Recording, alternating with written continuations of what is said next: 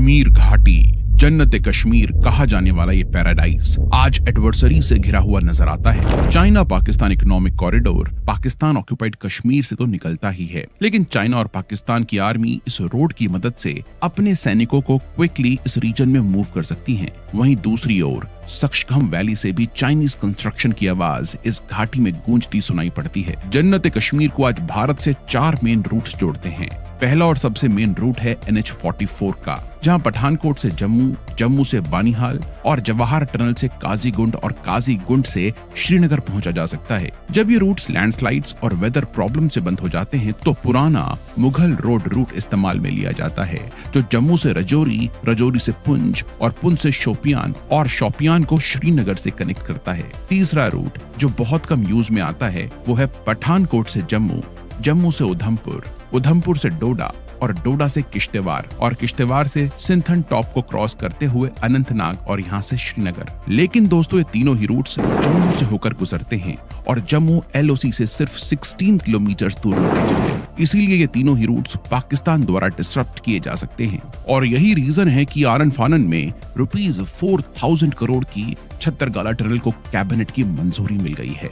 छत्तरगला tunnel 6.2 kilometre long ये tunnel Pathankot से कश्मीर का एक नया रूट ओपन करेगी और कथुआ एंड डोडा डिस्ट्रिक्ट्स को कनेक्ट करेगी। ये टनल पठानकोट को लखनपुर, लखनपुर से बनी और बनी को छत्तरगला टनल से भदेरवा और यहाँ से किश्तवाड़ और किश्तवाड़ को श्रीनगर से कनेक्ट करेगी। देखिए आज बनी और भदेरवा के बीच ट्रैवल करने में 2.5 से 3 घंटे का समय लगता है। साथ ही ये रूट 3200 मीटर्स हाई छत्तरगला पास से होकर गुजरता है, जो सर्दियों में स्नोफॉल के कारण कंप्लीटली ब्लॉक हो जाता है और ये 6.2 किलोमीटर टनल इसी माउंटेन पास को बाईपास करेगी और इस रूट को ऑल वेदर और रिलायबल बना देगी, जो इंडिया के लिए एक स्ट्रैटेजिक गेम चेंजर बन सकती है। जब पाकिस्तान और चाइना अपने इंफ्रास्ट्रक्चर प्रोजेक्ट्स जैसे कि चाइना पाकिस्तान इकोनॉमिक कॉरिडोर को एग्रेसिवली डेवलप कर रहे हैं, तब ये टनल हमारे लिए क्रिटिकल ऑल्टरनेटिव रूट बन जाती है। ये टनल ना सिर्फ जल्दी और सुरक्षित ट्रूप मूवमेंट को फैसिलिटेट करेगी, बल्कि ये भी इंश्योर करेगी कि अगर दूसरे रूट्स डिस्टर्ब हो जाएं, तो भी हमारे पास कश्मीर वैली तक एक रिलायबल पाथवे हमेशा रहे। चाइना की सक्शखम वैली में इंफ्रास्ट्रक्चर डेवलपमेंट और पाकिस्तान के गिलगित बल्तिस्तान में सीपेक प्रोजेक्ट से हमारी सिक्योरिटी को जो डायरेक्ट थ्रेट है उसको काउंटर करने में ये टनल बहुत ही इफेक्टिव होगी। लेकिन दोस्तों आगे बढ़ने से पहले आपको बता दूं कि अगर आप UPSC सिविल सर्विसेज एग्जाम का एक अटेम्प्ट सीरियसली देना चाहते हैं तो स्टडी IQ का फाउंडेशन P2I बैच आपके लिए है। इस बैच में 3 स्टेजेस में आपकी प्रिपरेशन करवाई जाएगी। फर्स्ट स्टेज होगी फाउंडेशन स्टेज, जहां पर UPSC का पूरा सिलेबस सही तरीके से आपको कवर करवाया जाएगा। इसी स्टेज में आपको answer writing practice, MCQ practice करवाई जाएगी और आपको मेंटरशिप द्वारा मोटिवेटेड रखा जाएगा।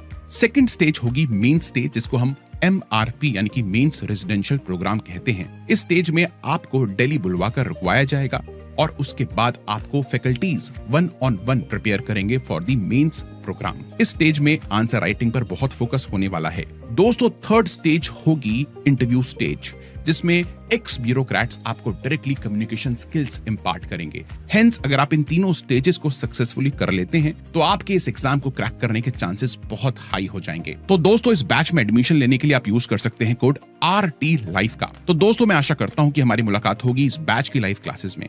तो चलिए इस वीडियो पर वापस आते हैं। लेकिन इतनी इंपॉर्टेंट होने के बावजूद छत्तरगला टनल प्रोजेक्ट्स में हमें 6 साल से भी ज्यादा डिलेज देखने को मिले।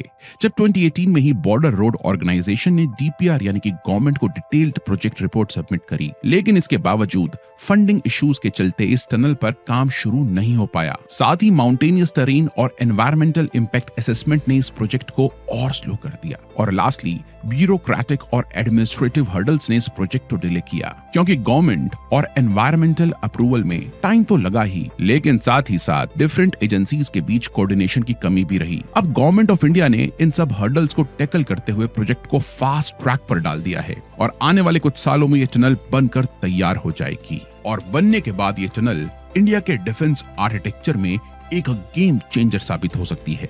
क्योंकि जब एग्जिस्टिंग रूट लैंडस्लाइड्स और वेदर डिसरप्शन की वजह से ब्लॉक हो जाएंगे तो ये टनल एक रिलायबल ऑल्टरनेटिव रूट प्रोवाइड कर सकेगी और इंडिया को स्ट्रैटेजिक डेप्थ प्रोवाइड करेगी। फॉर एग्जांपल, इसी साल अप्रैल में लैंडस्लाइड के चलते श्रीनगर को कनेक्ट करने वाला मेन रूट NH-44 को बंद करना पड़ा। वहीं श्रीनगर का ऑल्टरनेटिव रूट मुगल रोड पर भी हैवी स्नोफॉल की वजह से ट्रैफिक को रोकना पड़ा और ऐसे ही सिनेरियो में ये all weather Chhatargala tunnel game changer साबित हो सकती है। और इस इनहैंस्ड कनेक्टिविटी का मतलब होगा कि मिलिट्री पर्सनल्स और इक्विपमेंट्स को इस टनल का यूज करते हुए जल्दी से मोबिलाइज किया जा सकता है, जो इस रीजन में नेशनल सिक्योरिटी को बूस्ट देगा ही, लेकिन साथ ही साथ मिलिट्री लॉजिस्टिक्स को स्ट्रीमलाइन भी करेगा और इंश्योर करेगा कि हमारी फोर्सेस हर वक्त तैयार रहें। और एमिनेंट 2.5 फ्रंट वॉर के केस में हमें मल्टीपल रूट्स की भी जरूरत पड़ेगी। साथ ही साथ छतरगला टनल ना सिर्फ मिलिट्री बल्कि सिविलियन मूवमेंट के लिए भी एक रिलायबल और सिक्योर पाथवे साबित होगी। ये ऑल वेदर कनेक्टिविटी रीजन के इकोनॉमिक डेवलपमेंट को भी बूस्ट करेगी और क्रूशियल ट्रेड रूट्स को ट्रेड के लिए 12 महीने ओपन रखेगी, जिसकी वजह से यहाँ की रीजनल डेवलपमेंट को एक नया बूस्ट मिल सकेगा। छतरगला टनल से की टाउन्स के बीच ट्रैवल टाइम कंसीडरेबली रिड्यूस हो जाएगा, जिससे इकोनॉमिक एक्टिविटीज तो एनहांस होंगी ही, लेकिन इमरजेंसी सर्विसेज को क्विकर एक्सेस मिलेगा। ये टनल बशौली और बनी जैसे टूरिस्ट डेस्टिनेशंस को बेहतर एक्सेस भी प्रोवाइड करेंगी, जिससे इस रीजन में टूरिस्ट फुटफॉल इंक्रीज होगा और साथ ही साथ ये प्रोजेक्ट लोकल एम्प्लॉयमेंट भी जनरेट करेगा। दोस्तों, ये टनल रीजन में एक लार्जर इंफ्रास्ट्रक्चर पुश का पार्ट है, जिसमें न्यू हाईवेज एंड अंडरपासेस की कंस्ट्रक्शन शामिल है, जैसे कि 9 किलोमीटर लंबी श्यामा प्रसाद मुखर्जी टनल इंडिया की सबसे लंबी हाईवे टनल है, जो उधमपुर को रामबन से कनेक्ट करेगी। वहीं 8.5 किलोमीटर लंबी बानीहाल काजीगुंड टनल, जो बानीहाल और काजीगुंड को कनेक्ट करती है। साथ ही 1.4 किलोमीटर लंबी नंदी टनल, जो नंदी वाइल्ड लाइफ सेंचुरी के नीचे से जम्मू श्रीनगर नेशनल हाईवे पर उधमपुर डिस्ट्रिक्ट में बिल्ट है।